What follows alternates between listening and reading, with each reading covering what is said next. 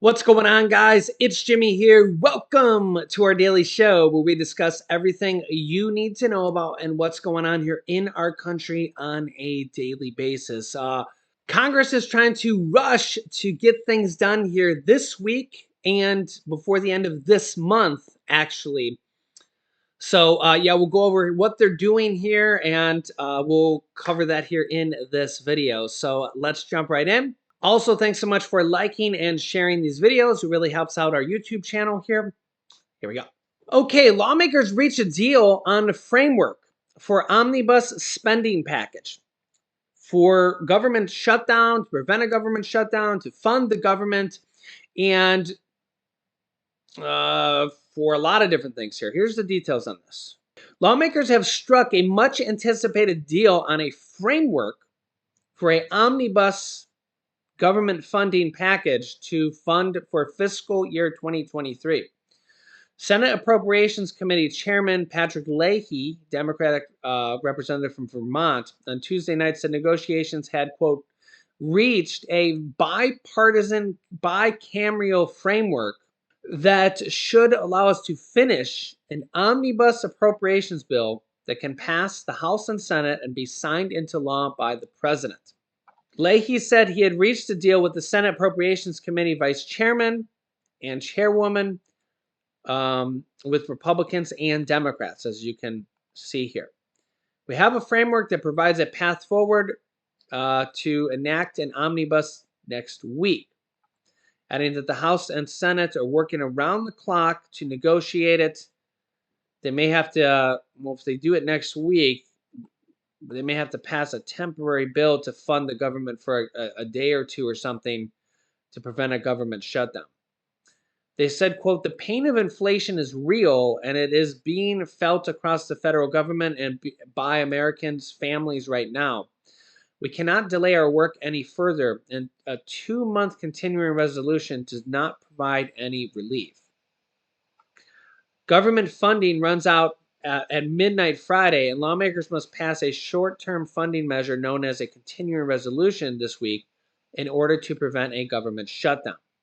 The House is expected to pass a week-long stopgap spending bill on Wednesday that would keep the government's lights on through December 23rd to give them time to negotiate and pass an omnibus package. The Senate would later advance it shortly after.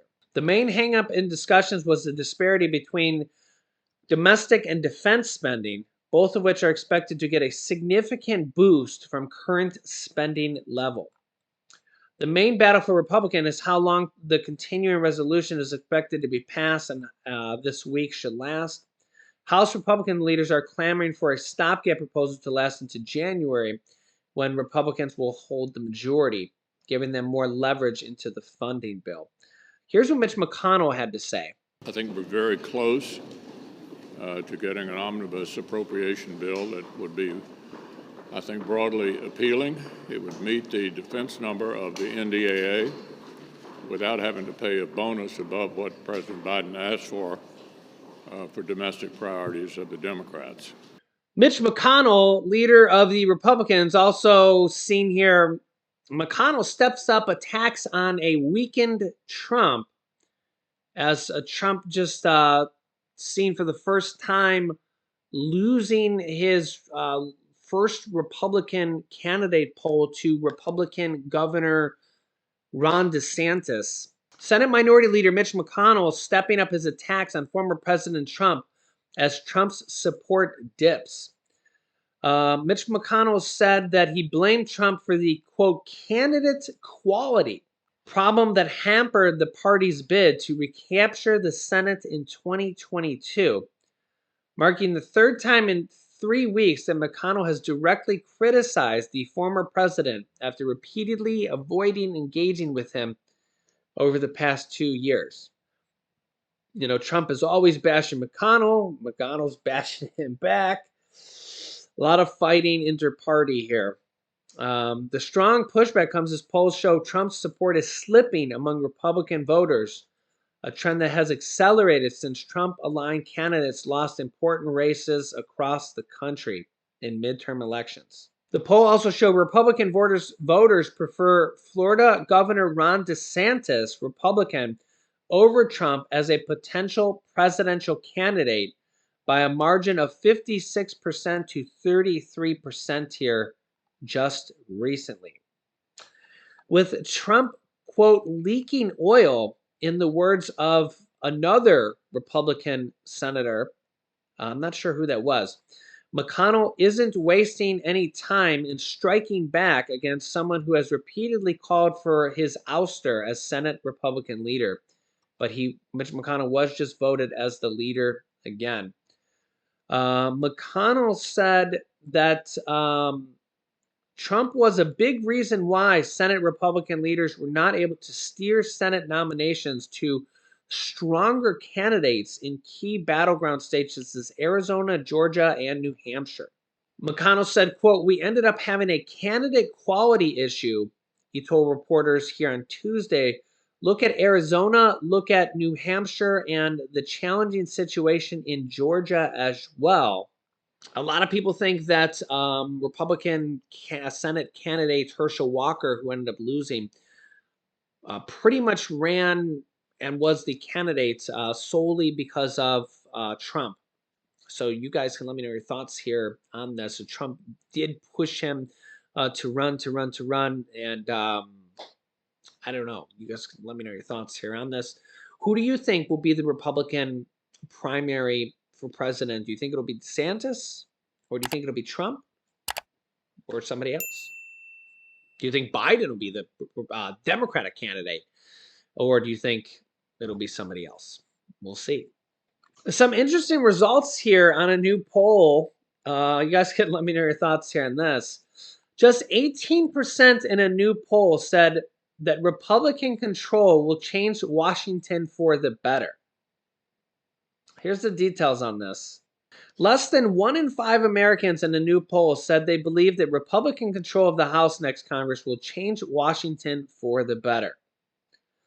18% of respondents in a Monmouth University poll released on Wednesday said Republicans, who are set to take control of the House next month after securing a majority in November's elections, will produce a positive change in the lower chamber. Another 21% said they expect Washington to change for the worse under Republican leadership in the House. And about half, 51%, said they don't expect the change of party control to make much of a difference, the poll found. Quote, "Some pundits look at these election results and claim that Americans want divided control." Patrick Murray, the director of the Monmouth University Polling Institute, said in a press release, "I think these frequent leadership changes are more of a matter of chronic dissatisfaction with Washington." Oh, those words kind of ring true. Chronic dissatisfaction with Washington. Yeah, that's ain't that the truth? Chronic dissatisfaction with Washington. I should put that on my sign right there. That's but in all fairness, it's really hard to please everyone. It's really hard to please everyone. Honestly, like if I was the president, you can't please everyone. If you're a Republican, half the country hates you. If you're a Democrat, half the country hates you. The other half of the country hates you. I mean, literally, like, you think about Biden, like before he even became president, he had people wanting to impeach him. I mentioned this here the other day. Biden's president, and you have people commenting he's the worst president ever. Trump was president, and you have people commenting he's the worst president ever. Obama was president, and you have people commenting he's the worst president ever. The Bushes were president, and you had people commenting he's the worst president ever. So, like, you see the problem here, and you have people who vote Democrat their whole lives and think that the Republicans are the worst ever. You have people that are Republicans and vote Republicans their whole life and think that the Democrats are the worst people to ever walk the earth. Like, this is kind of a little bit of the issue, right? A little bit of the issue. Um, People that like just see one way and don't, they're just going to always vote the same way and don't really. I mean, you kind of get what I'm saying here. So that imagine trying to please the whole country. It would be tough. Imagine if you were president. The other it's not half, but like you get the idea.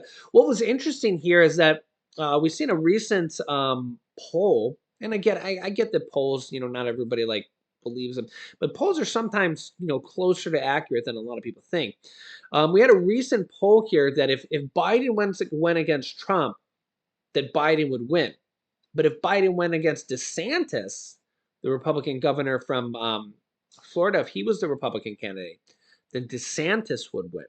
And that goes to show you that there are a lot of people that don't just always vote one way or another, that would change their votes or would vote differently or independent or would that want a little bit of a change. So I thought that was really interesting because that just goes to show you that it's not just always people voting the same way. There are a lot of people like that. There are a lot of people like that. And I don't know if it's, 40% of people on each side. That would be 80%, 40 and 40. But that would still leave 20% of Americans in the middle that might change their vote. We're seeing a lot of, people or headlines and a lot of people that say, I don't want to vote for Biden or Trump. And whether some of it's unfair, you're going to get a lot of people that say, oh, a lot of people are doing unfair stuff to Trump. They've been after him since day one. A lot of people saying that a lot of people have been after Biden since day one. I mean, they tried to impeach him before he even came into office. A lot of people might say that they're blaming the inflation on Biden unfairly. We know that inflation is everywhere in the world, and inflation in Europe is actually about 50% higher right now. You guys can let me know your thoughts on this. But on the other hand, they're both would be the oldest presidents ever, well into their 80s. Biden's already 80. The election would be 2 more years from now, which would mean he'd be like 82. And then you would tack on 4 more years of a presidency. After that, he'd be up to 86 years old if he was elected again as president and went the full 4 years. 86 years old as a president. That's up there. Trump's only about 3 years younger. I mean, there's a month different there. So he'd be like 83. Yeah, it's pretty up there. It's pretty up there as a president. You got to think when you're well up in your 80s, it's a little bit of a concern. A little bit of a concern. So, also I wanted to show you here. We had a kind of a breakthrough here in power. Nuclear fusion power, which could one day actually provide us a new source of power that is kind of like, nuclear power plants, but not as, well, it's different. And it's not, apparently not dangerous. Could provide us clean power in the future. We just had a breakthrough here in the United States. And to explain this, here is Bill Nye, the Science Guy. Take a listen. U.S. scientists making a huge breakthrough. A source tells CNN that for the first time ever, researchers have been able to create energy from a fusion reaction. Now, Laura, I could explain all of this in great detail, of course. But basically, it's a giant step towards a clean energy future without dependence on fossil fuels. Enough said. That's the end of the show. That's all you need to know. That's all you know, everyone. The Department of Energy is expected to officially announce the breakthrough in just a few hours. But here to help explain it to us all, CNN Chief Climate Correspondent Bill Weir and science educator Bill Nye, host of The End Is Nigh. Let me begin with you, Mr. Nye, on this point, because although Allison and I clearly know everything about if you have any nuclear questions, fusion, feel free to ask us any questions you might have. But could you just explain for those of us who don't know how this is such a miraculous occurrence? So I'll ask you a question. Do you know that the sun is a continuous fusion reaction? Naturally. It has a continuous. Definitely. Do you really or not? This is So a nuclear weapon can be like we had at terminate World War II. We're splitting very large atoms apart. Gave off tremendous amount of energy. But there's another amazing thing that happens in nature where you smash tiny, tiny parts of atoms together, protons, and they fuse and convert a tiny amount of their mass into energy, into heat and light. And that was the mythic hydrogen bomb. But for all this time, for 80 years, people have tried to get this idea where you could do it in a controlled fashion using a tiny amount of material, and the material would be hydrogen that has an extra neutron, which has this marvelous word deuterium. And then if it has two extra neutrons, that's tritium. And so using lasers, they zap this container, this whole rum, this gold thing with the deuterium in it, and the lasers create X-rays, and the X-rays create constructively interfering shock waves that get the thing to fuse without a giant magnetic bottle and without the gravity of a star. And so this is the first time, by all accounts, they've gotten more heat out than they put in. And this is amazing. And there's, as far as I know in the reporting the last few days, no one's mentioned that Enrique Fermi and his colleagues in the University of Chicago did the first chain reaction, which led to all the nuclear power plants we have now, on December 2nd, 1942. Okay. So it's quite a little chin stroke that it's very close to 80 years later to the day that this breakthrough occurred. And so you guys, if this would work, if this is a harbinger, if this is really the beginning of something huge, it would change the world. Thank you for explaining that to Allison. Well, no. I was going to say all of that, but Bill Weir, tell us what we need to know. Bill just did. In addition, anyone over with dates at the band? Yeah. No, it's a star in a box.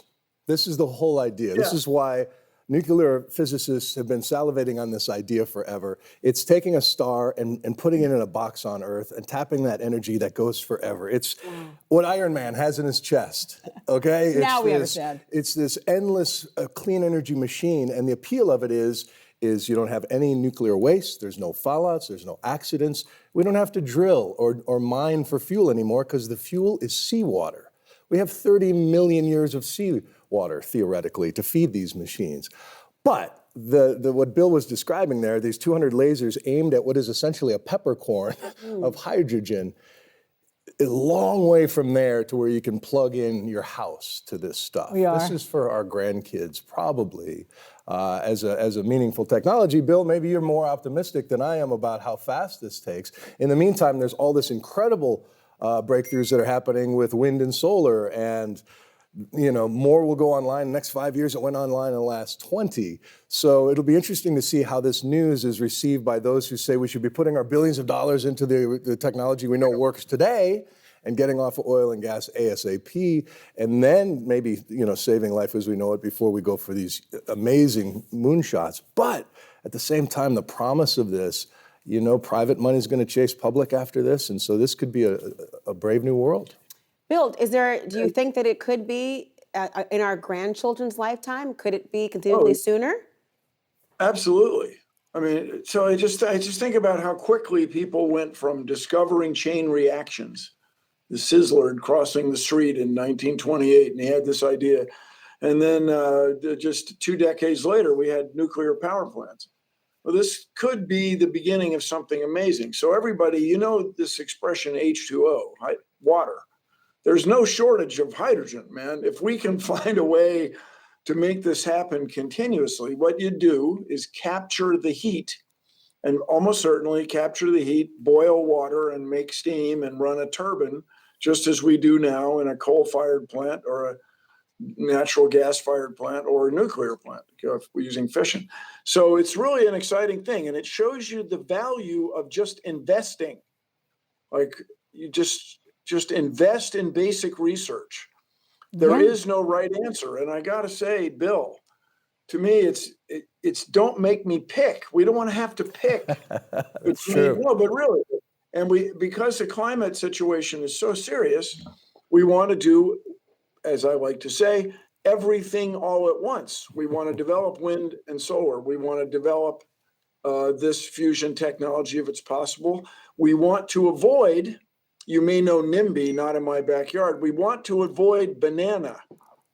Build absolutely nothing anywhere near anything. We can't do that either. We have to invest.